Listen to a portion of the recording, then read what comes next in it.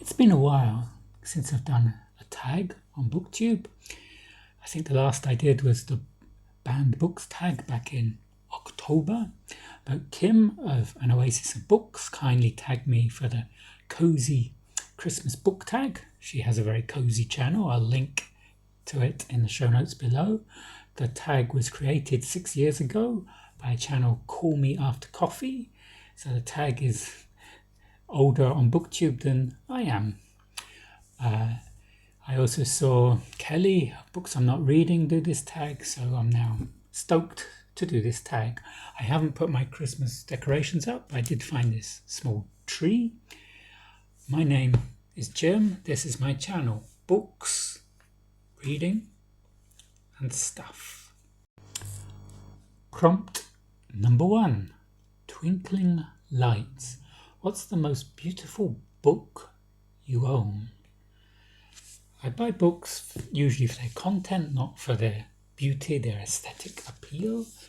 I do have a few, usually ones I can't read, like this one.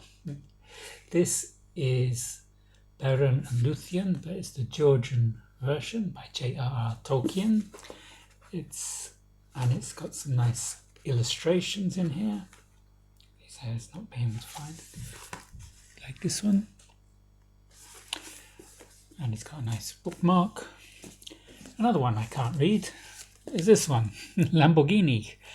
I bought this in Florence, in Italy, and it's got lots of lovely pictures inside of Lamborghinis, lots of information about them. I love the pictures, but I can't read it because I don't read Italian. Oracle. And when I can read, and when I have read, the Swan Teas by Elizabeth Kostova, and this is a beautiful illustration of a Leda painting on the cover. Prompt number 2, The Perfect Tree. Will you pay more to get the prettiest edition of a book? No. Prompt number 3, Build a snowman. Make a Christmas book stack green and red or theme based. Not doing that, but this is on a stack of books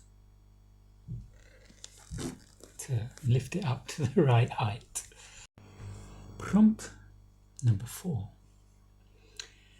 Crackling Fire. What book makes you feel warm and cozy? I got this.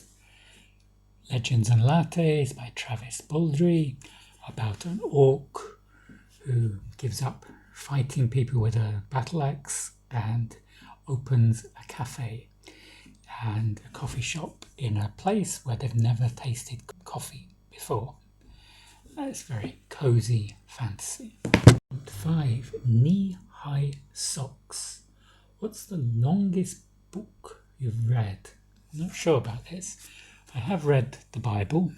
This is my manga Bible. This is New Living Translation. I didn't read this version. I read the New International Version. It was for a period over 3 years, way back in the 1990s. So that's probably the longest book I read. The longest book I've read this year is The Magic Mountain by Thomas Mann, which ran to over 1,000 pages. Not a lot happens in it, but there's a lot of philosophical talking about life, the universe, and everything. Prompt 6, Ugly Sweaters.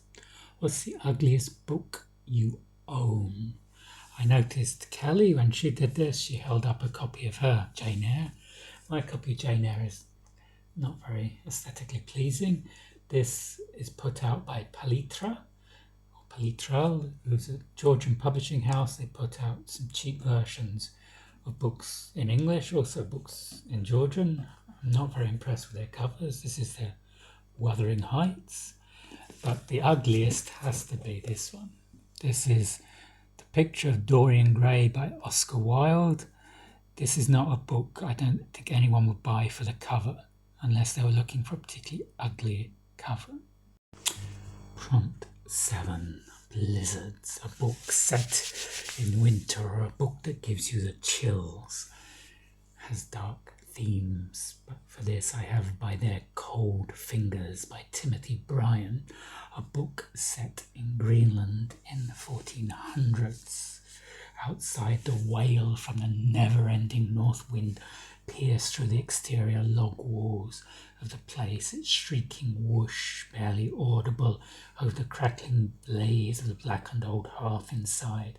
The faint sound of the rushing wind lent a sense of isolation to the comfortable home.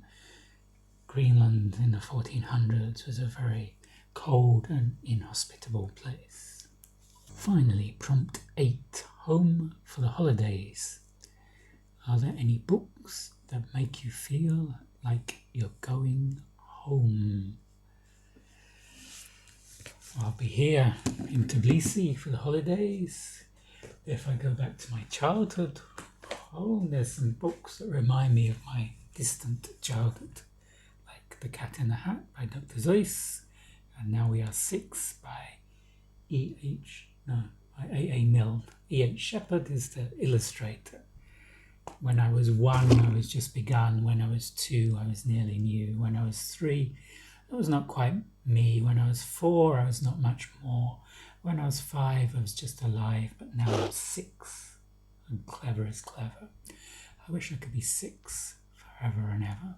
That's the poem from the title, Now We Are 6. As it's a tag video, who do I tag? This is where I'm never sure who's done it and who hasn't. I don't want to be checking through all the lists of who's done this tag. I'll tag some of my favourite booktubers.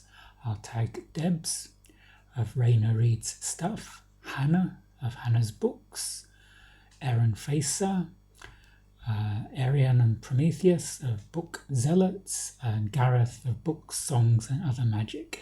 If you've already done this tag, sorry for tagging you again. And if you want to do this tag, I haven't tagged you, please feel free to do this tag. That's open to anybody who wants to do it, who's feeling in a particularly festive mood. If you enjoyed this video, you can give it a thumbs up. This will help with the YouTube algorithm, and I will see you on the next video. Goodbye.